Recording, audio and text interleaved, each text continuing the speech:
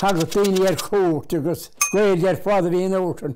Aber hart sa tríochad í teara chuí Gaeilge fád bhí ón.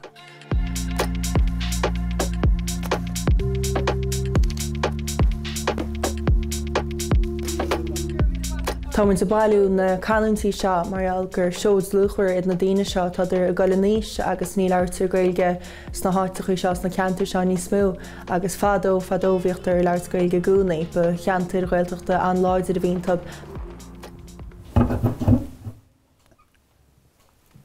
Deatach. Bhí sé team chun teann as rinne háine an a chón. Tá mé 7 mbliana déag níos nó leis agus teir a scóir. I gháil ar scóil na rimise gháil agus Gaeilge bhí chuile fáirt an ósan. Chu leogan na daoine bhí Gaeilge wathú. Tá an Gaeilge sin éimi. Ní sean Gaeilge fácha mórán is. sé háhann san níos. Tá go leo á múna an óscoil agus rion ach ní hen sean Gaeilge chéanana táón. Japan se. An baile seo níos ní baile móra tá hart chúidir agus tá Gaeilge tá go málamsa. Agus tá me an bhródú gúil seo chu bhí me chainteofa. Is tugra go chuid an dála meistrí pleanála teanga an teachraí agus Ghaeltachta ar na Gaillimhe atá anseo agus tá muna gobar le chéile an taifiad a dhéanana gona cainteoirí dúchasacha deireanacha seo. Páirc John Locas as millach, Tógadh le Gaeilge agus níl mórán Gaeilgeoirí fácan seo anois. Pwysig an lag, beidir go timplas genuine fáca. Bhí cá capal ag deide agus bhí hagil fud a bhhaile agus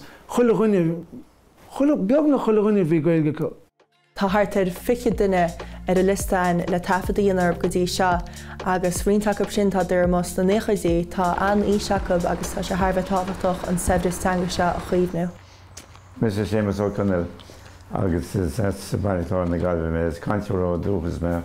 Tá me ar gona daoine déile as an cheantair leabhar an Gaeilge agus is mór an trúí sin. Agus bhíoh siad a gobad ar a beirteach.